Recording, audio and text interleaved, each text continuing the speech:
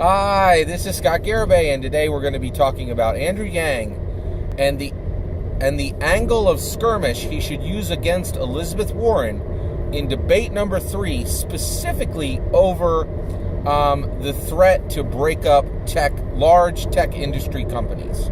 All right, so let's talk about it. All right, so first of all, debate number 3 is coming up, right? And so Andrew Yang right now is going into debate prep, right? So one of the questions is, what should be now I'm using the term angle of skirmish, right? So let's kind of unpack that a little bit. What do I really mean here, right? Well, you could think of it as angle of attack, right? But I don't want to talk about an angle of attack because for a couple of reasons. One, basically, there's a big question on if Andrew Yang should load up with a whole bunch of attack material for the top 4, for Warren, Harris, Biden, and Sanders. By the way, I think he can safely ignore all the rest. And actually, I think his biggest threat right now by far is Harris. So should he load up with a whole bunch of attack material, prepared attacks, ready to go against these opponents, exactly like Kamala Harris did on the first debate. We now know that her attack on Biden was very, very calculated, was very pre-planned. She had T-shirts ready, right? Like to sell, literally, right? Like wow, okay. Also, I want to talk about the words attack, right? So basically, I'm using the word skirmish to differentiate it from battle, right? I think right now, Kamala Harris's attack on Joe Biden in the first debate made international news. It was all anybody was talking about from the first one. She just took a political dagger and knifed into Biden's heart. She just decimated him, right? Now here's the problem with that, okay? I think there's already been a backlash against it. It was incredibly personal against Biden, and it was based on stuff that had happened decades ago, right? And in addition to that, on the specific material she attacked him on, it questioned Barack Obama's vetting, right? It pretended that Barack Obama did not already look at every single thing that Biden had already done and said, I co-sign all this, you're now my vice president, right? And that, honestly, going forward, everybody has to remember that, right? When you take up a political dagger and you lunged forward at Biden, you're going through Obama, right? If you're dealing with anything before 2012, right? Obama already said, I looked at this and this is good. I'm co-signing this person to be president, right? So if you're saying, oh, Biden, based on something that happened before 2012, you don't have any right to be president, that's pretty ludicrous because you're questioning, who logically should be the Democrats' number one presidential hero, right? Done, right? So that's a huge problem about attacking Biden, right? So basically, Kamala Harris's attack against Biden in the first debate now stands, in my opinion, as a template for what you don't do. It was incredibly personal. It was about stuff that happened decades ago. It ignored that Barack Obama had already vetted this person for literally to be president, right? And in addition to that, it was battle level, right? Battle level. There were no, she didn't pull any punches. It was daggers out, political daggers out, right to the heart, right? Blood on the floor, the whole nine, right? And I think one of the things, I think Andrew Yang is really dialed in on this. People do not want to see the Democrats slicing apart Democrats. It's just not that great, right? So to me, skirmish is the right angle, right? Skirmish is the right word. Skirmish is a light, fast, it's a light, fast conflict, right?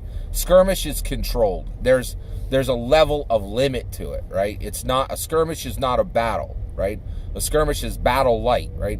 And so going forward, I think Andrew Yang, and I think he's already there, and I would like to just kind of say, I think he's heading in the right direction. There's going to be a lot of temptation to go up to the level of battle attack, right? Not skirmish attack, right? So I think he should keep it at the level of skirmish. There should always say, whenever you build an attack, whenever Andrew Yang builds an attack for these Democrat debates, he should specifically say, okay, all right, I've built this attack.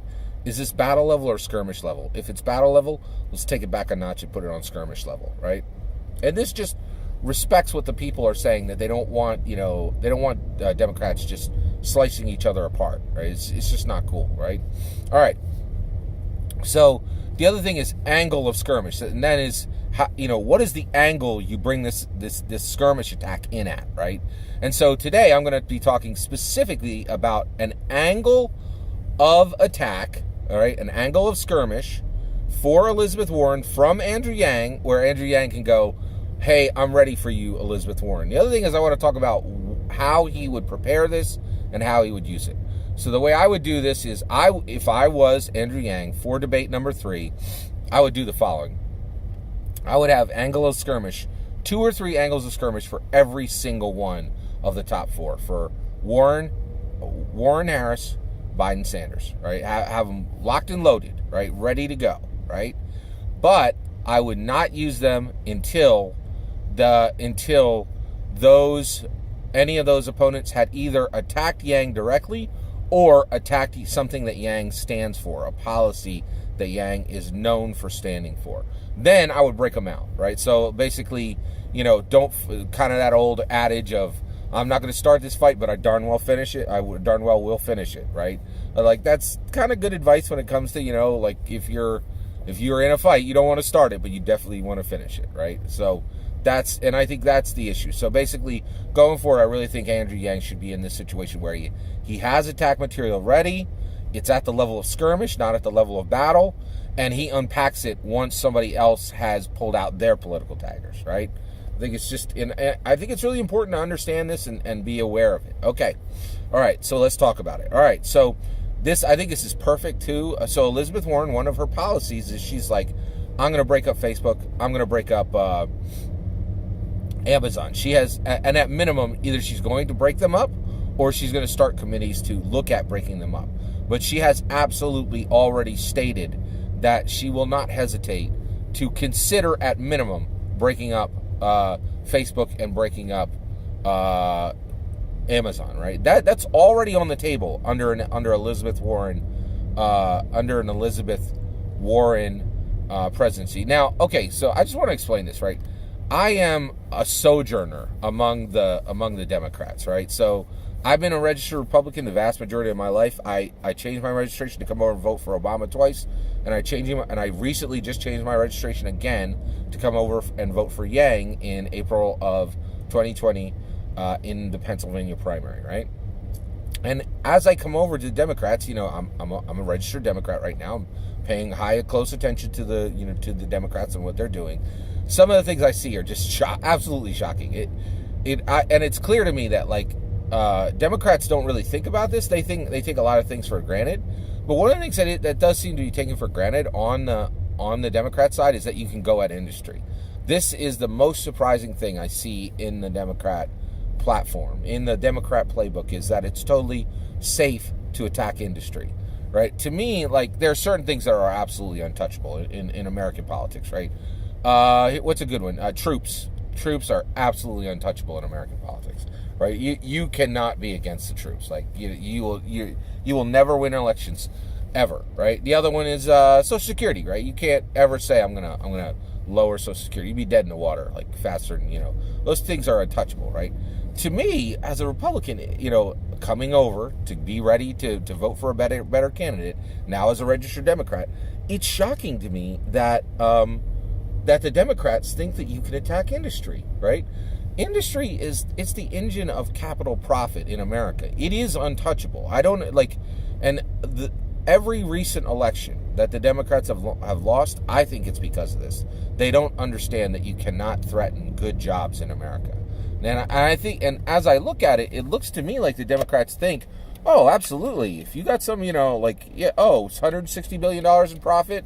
Amazon's running smooth as glass, right? We can threaten to break that apart. Oh, there's people who are now, who just are starting to be, shipping package drivers for them.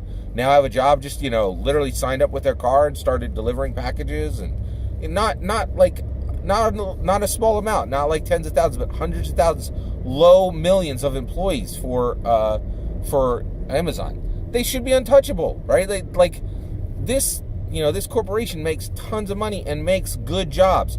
They just put the $15 minimum. Like, nobody at Amazon makes less than $15. This is crazy, right? Like, to me, this seems so clear. Like that, huge corporations like Facebook and Amazon should be untouchable. You can't go hard at them like they're an enemy.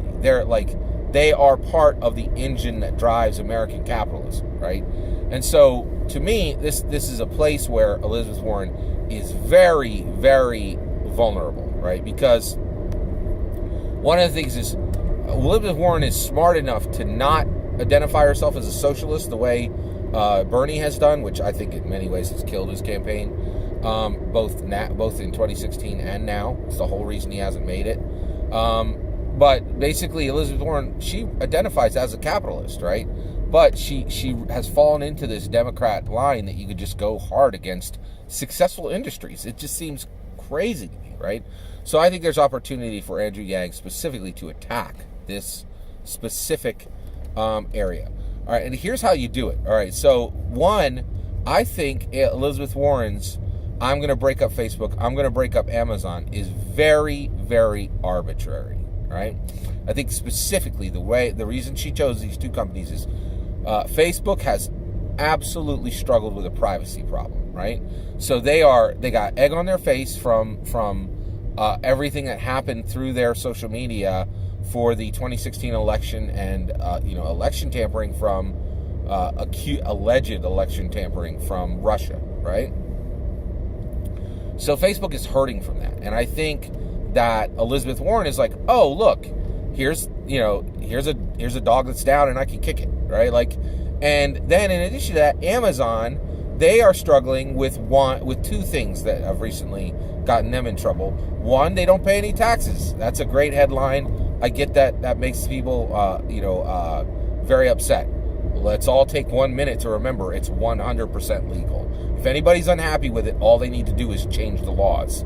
It doesn't make sense to me to break up a company because they followed the law. That doesn't make any sense at all, right? All right. So you have all that. So you had that problem, and then also there was the major problem that Amazon had with shutting down with taking the whole country through this nonsense headquarters search, choosing New York, which it took you that long to choose Virginia and New York. You took Amazon took a whole lot of time to figure out that they wanted a headquarters in New York, which every multinational company in the world wants a headquarters in New York. That really took time to figure out. It was ridiculous. It really kind of upset me. I was like, are you kidding me? You took all this time and you end up putting it in New York, and then they didn't put it in New York, right? There was a few union people who complained, and Amazon was like, "Bet we're out." Right? Now I get that, right? That makes Amazon a good target for Elizabeth Warren. Here's the angle of Skirmish that I think Andrew Yang should use, right? He should say, okay, Elizabeth Warren, I think it's a bad idea that you want to take down Facebook and that you want to take down Amazon, right? These two corporations are providing low millions of jobs, right? That's a fact. These two corporations have supplied high-paying, low millions of jobs, and I will, at minimum, talk with them in the White House before there's, and see what can we do to fix the things that the American people are upset about before I go threatening to bust them apart, right? That's not, is that what we do with large successful corporations in America now? Just break them apart like they're KitKat bars? It doesn't make sense, right? And then Andrew Yang should level this. And the reason why is he could say, hey, Elizabeth Warren, I think that your attacks on Facebook and your attacks on Amazon are arbitrary. I think you specifically pose them because the American people have issues with these three things that I just mentioned for these companies. And where are you on Disney? Where are you on Disney, right? If you're thinking about corporations that are monopolizing, that are absolutely monopolizing their industries and are winning too much, right? Where are you on Disney, right? And the reason why I'm asking why Scott Garibay am pulling out Disney and saying specifically that Andrew Yang should be talking about this against Elizabeth Warren is Disney is, like, it is incredible what Disney is doing right now. So I listened to one of the best movie reviewers in the world. Her name is Grace Randolph. If you haven't checked her out, definitely check her out. She's right on YouTube. She has a channel called Beyond the Trailer. It's fantastic. The reason why I like her is she does a great job of reviewing movies, but much more importantly that she follows the industry, and she reports on the industry, reports on the money that the industry makes. And if you haven't been paying attention, Disney is set up for a domination of American entertainment that I don't think has been seen in 200 years, right? It's incredible, right? So one, it was already reported this year that Disney had made 51% of all the profits for the summer, right? That means that every other movie studio combined did not make as much money as Disney this summer, right? That's incredible, right? That is truly winning at a level that has really never been seen before. In addition to that, right, they are breaking records left and right this year. Disney is going to have 5 $1 billion movies in a $1 billion plus in a single year. Avengers Endgame, that one actually went over $2 billion. Aladdin, right? Lion King, Toy Story 4. There's another one in there. Oh, and Captain Marvel, right? These are all, and that's not. And there are more to come. The only question is if the new Star Wars movie is going to make $1 billion or $2 billion, right? And that will be in this year, right? And that is record breaking. That has never been done before, ever, right? In addition to that, right, Netflix has been moving along. Netflix has been struggling. They've been borrowing. They've been building a new model, and they have shown the entire industry that streaming is incredibly necessary, right? And now everybody, CBS, HBO, right, Universal, a whole bunch of industries are setting up their own streaming services now, right? Warner Brothers is in there. DC has their own streaming service. It's incredible. There's tons of them, right? And the reality is, all this is going forward, and you have all these streamers coming up. Well, Disney is about to jump into the streaming service with Disney Plus, right? I sat down with my wife, and because we buy streaming services, right? We have YouTube Premium, we have Netflix, we have Amazon Prime, we have Crunchyroll. That's a streaming service just for anime, right? So we have, when we budgeted last, we had to talk about this. We're like, are we going to get Disney Plus, right? And our junior high son is like, hey, we already get Hulu. By the way, yeah, we get Hulu as a streaming. We pay for Hulu separately as a streaming service. So in the middle of us doing our budget, our junior high son says, hey, Mom and Dad, we already get Hulu, right? And we're like, yeah, Logan, we're doing the budget. What are you talking about? And he's like, Disney Plus comes with Hulu. End of conversation, right? Like, so whatever small amount we're going to pay over what we're already paying for Hulu, we are absolutely going to add Disney Plus to our streaming services. And we may drop Netflix, right? Like, that's huge. Disney is they are winning so hard in the movie game, and there's a possibility that they could majorly dent, if not fully finish Netflix. Like, this is crazy, right? The level of win on Disney is massive, right? There's nothing like them in the entertainment industry.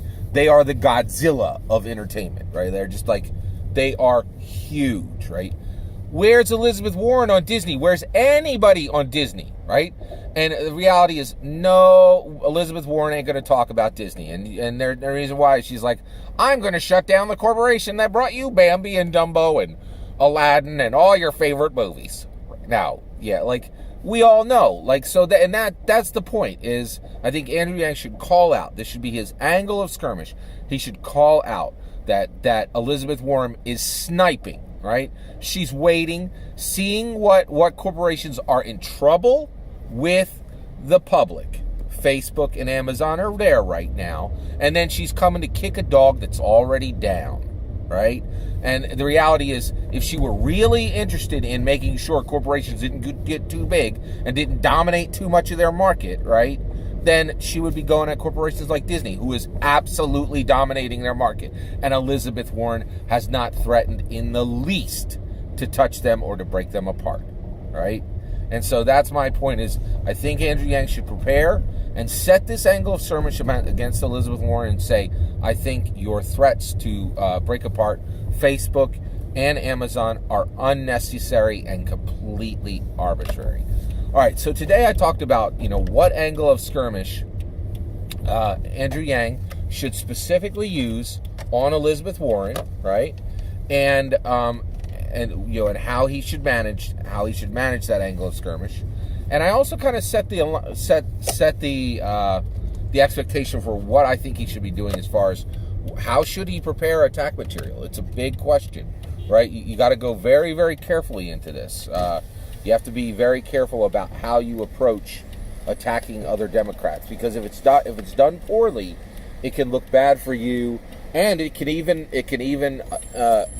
point fingers at people who don't deserve to have fingers pointed at them, like we talked about with Kamala and Obama and Biden. All of that is my opinion. I'd love to hear your opinion. Please let me know in the comments below. Please consider liking and subscribing, and have a wonderful day.